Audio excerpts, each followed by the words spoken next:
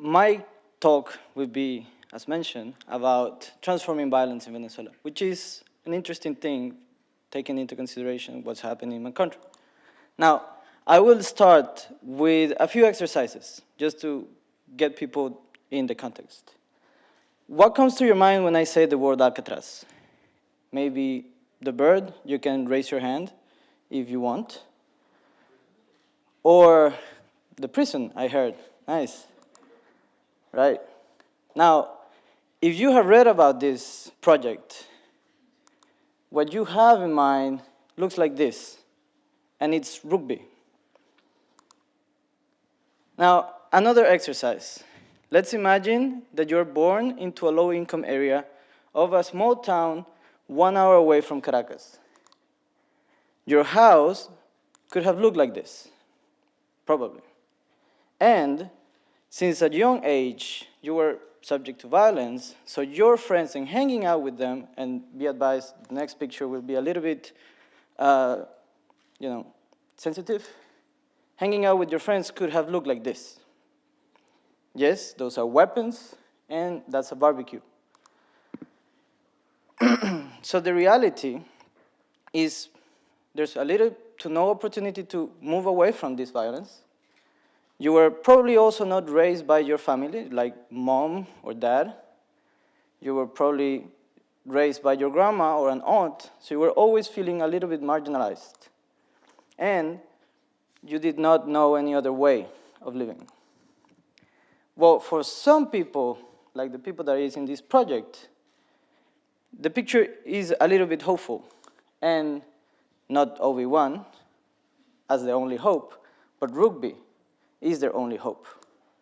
Now, the last exercise. So imagine that you get caught committing a crime with your friends.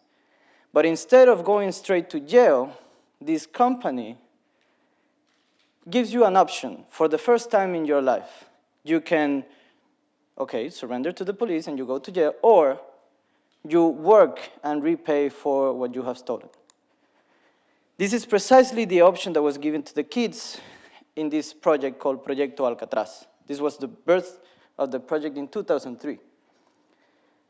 It was presented as an opportunity to these young men that brought this hacienda, and it's really a social reintegration program, specifically for people that experience or suffer from these kind of criminal attitudes.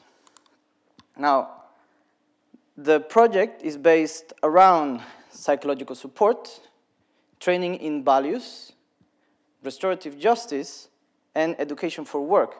And the important vehicle here, and this is coming from a country that is pretty much just famous for baseball players, rugby is the way of transforming these attitudes. Now, Proyecto Alcatraz is interesting because people participate here voluntarily.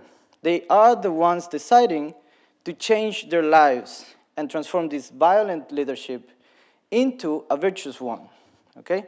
And they achieve this through 3 routes. First one, reinsertion and restorative justice. With the foundation, they attend workshops and help the communities that these same young members make them suffer before from their illegal activities, with peace building and companionship. Now, the second one is penitentiary rugby. So those that are already in the criminal system can learn how to live outside the criminal system using sports as a way of transforming themselves. And the third one, to young guys, females, young adults, and those that are already out of the criminal system, they take part of a league of rugby in Venezuela as a way of prevention. So in summary, this project, which is, to me, was a really hopeful and interesting thing to study when I was in undergrad, it is an opportunity to live in peace and not afraid of being killed by other gang members. You're transforming the lives of these kids.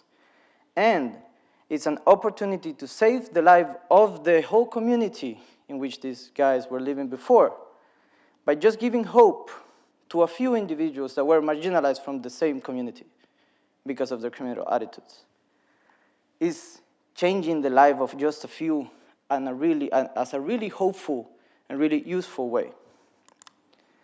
And I just want, before I finish, I just want you to read this quote from someone that was a beneficiary of the rugby club of Alcatraz and became a trainer, Jose Arrieta. Kids used to watch us playing with guns, and so they wanted to play with guns. Now, these kids want to play with rugby balls. Thank you.